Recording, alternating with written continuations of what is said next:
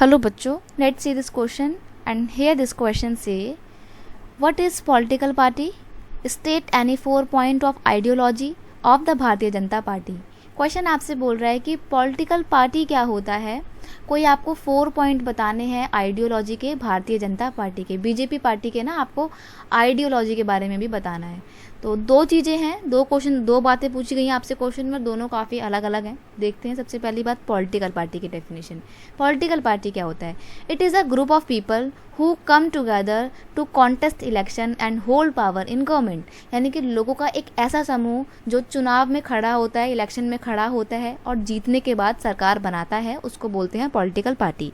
अब हम भारतीय जनता पार्टी की आइडियोलॉजी पर बात करें तो 4 आइडियोलॉजी पूछी है। पहली आइडियोलॉजी है कि ये जो आइडियोलॉजी का मतलब होता है विचारधारा। ये जो बीजेपी पार्टी है ये किस सोच के साथ काम करती है? तो इसका सबसे पहला सोच ये है कि it emphasise the idea of one country, one culture and one nation.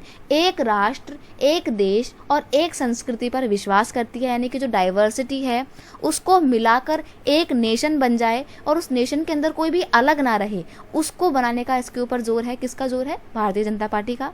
Next है it was opposed to granting of concession to the religious and cultural minority.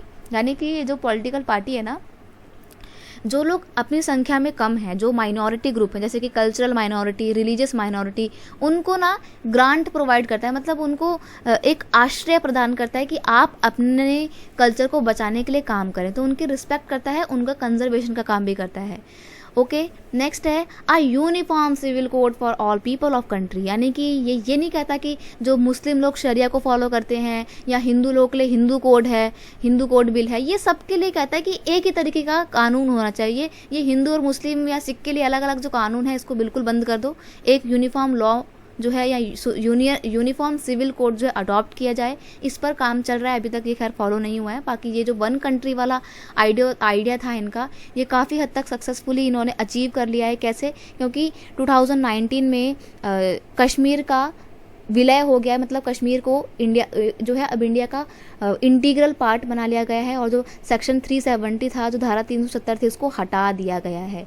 370 में क्या था कि कश्मीर को थोड़े अलग राइट्स मिले हुए थे, लेकिन बीजेपी का एक गोल था कि हमारे को एक देश का निर्माण करना है जिसमें सभी लोग बराबर रहेंगे, सब जगह एक ही तरीके के रूल एंड रेगुलेशन फॉलो होंगे। तो इसलिए सेक्शन 370 को हटा के कश्मीर को अब इंडिया का इंटीग्रल पार्ट बना लिया है। तो ये वाली आइडियोलॉजी तो पूरी हो गई है। काफ़ी हद तक माइनॉरिटी को जो ये अपना कंजर्वेशन इनको कर रहे हैं, इनको बचा के रख रहे हैं, उसको भी पूरा कर रहे हैं ये।